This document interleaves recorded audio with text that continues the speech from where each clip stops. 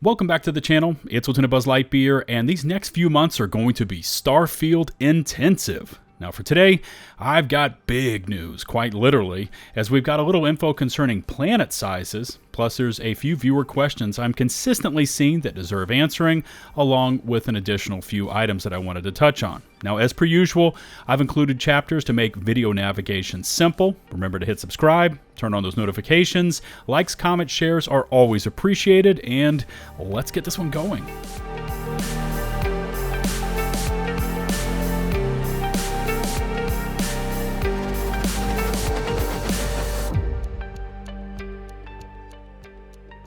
First item for today is hot off the press from Xbox, and they've got some impressive stats concerning the Xbox Game Showcase.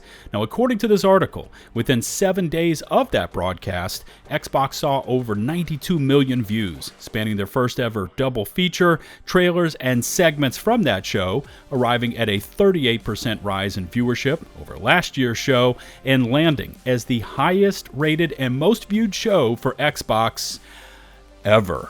Now, overall, the show revealed 27 games, 13 from Xbox first-party studios, and 21 of which will be available with Game Pass. And no disrespect to the entire showcase presentation, I mean, I watch it every year, but for many, the main attraction was and is Starfield. And while we're on the topic, we might as well touch on Gamescom, which was previously announced that both Xbox and Bethesda would be attending. And by the way, this event is held in Cologne, Germany, starting on August 23rd and ending just 5 days prior to the start of Starfield's early access. Now, Xbox has already teased that they will be setting up their biggest ever booth to show off their games. And one item I did want to touch on is that we have not officially seen a confirmation that Bethesda will be showing off Starfield or providing attendees with stations for them to get in some playtime with that upcoming release. Now, I would have fully expect for Starfield to have a massive presence at the event, and demo stations would be really cool, but as official confirmations are made public, I will, of course, add them into a future report. Next up, and in keeping with this theme of big, much discussion has been made over the size of the planets contained within the game, and we've seen shots like this of New Atlantis circulating around within this topic. Now, when paired up with this image of planet Jemison, taken from the Starfield Direct presentation, we can start to get a better understanding of the size and scope of these planets. Starfield Beyond posted this to Twitter with the caption, "An average planet in Starfield is quite possibly larger than Skyrim." And as someone that has a detailed appreciation for the size and scope of the province of Tamriel, we could be spending untold amounts of time exploring each one of these planets. Of course, exploration times will differ based on items like if the planet is inhabited, volume of landmarks to engage with, and if we are in or out of combat, and it will all boil down to how densely packed the planets are with interesting objectives. And along those lines, there have been some questions as to how much of the planets can truly be explored, with some suggesting that the main objectives will be the only areas that can be investigated, with invisible walls surrounding the zones not allowing players to continue their paths.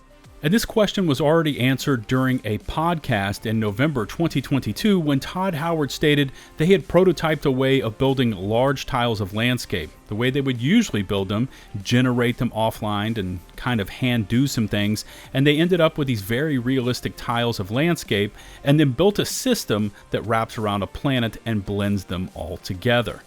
And if we are hearing this correctly, this will break from the flat set of land with defined borders, much like that of Skyrim, and act more like No Man's Sky. Of course, my only question is, how long will a planet take to travel all the way around, especially without the use of mounts or rovers? Let me know your thoughts on all of this in the comment section below. Next, I wanted to give some attention to Steam Deck and the question of, will Starfield run on my deck? Because there is something to be said for players that want uncapped frame rates and the ability to game when and where they want.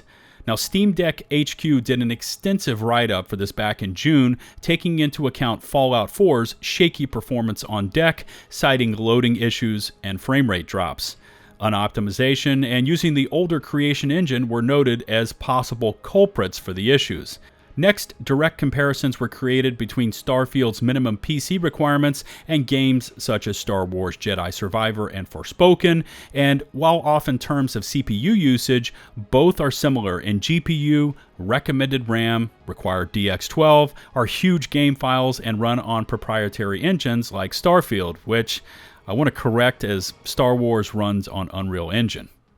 Their conclusions were, since Star Wars and Forspoken both ran less than optimally, and since Starfield's minimum requirements were a bigger ask than either of those two games, Starfield would run on deck, but it would not be an enjoyable experience, despite having the use of AMD's FSR upscaling tech or Steam OS FSR. Now, there's always hope that Bethesda's dedicated modding community could do some wonders for optimization, and there's of course always xCloud streaming from Game Pass, which should provide some decent performance as long as you have a solid internet connection.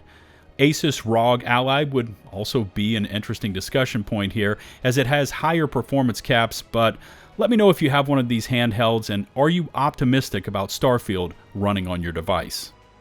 And finally, I wanted to briefly touch on this report that by making Starfield exclusive to Xbox and therefore PC, Microsoft admitted they will be missing out on at least 10 million sales. Now, this report states that Xbox CFO Tim Stewart was said to have acknowledged that following the acquisition of ZeniMax back in 2020, it evaluated the cost of exclusivity for certain Bethesda games, and if Xbox released both Starfield and Indiana Jones on PlayStation as well, those two games would net an additional 10 million sales. Despite those lost sales projections, Microsoft believed it would make up for those lost sales through increased Xbox console sales and Game Pass. Now, the Indiana Jones game is mentioned here, but the bulk of those sales projections would be placed on Starfield. And if we put an average sale price of $60 on those 10 million sales, that's $600 million that Microsoft passed on in the hopes that exclusivity of these two titles would lead to even more profit.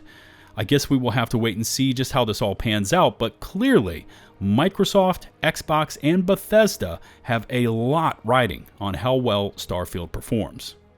And a bit of bonus Starfield coverage for you. Here's two memes that happen to catch my attention.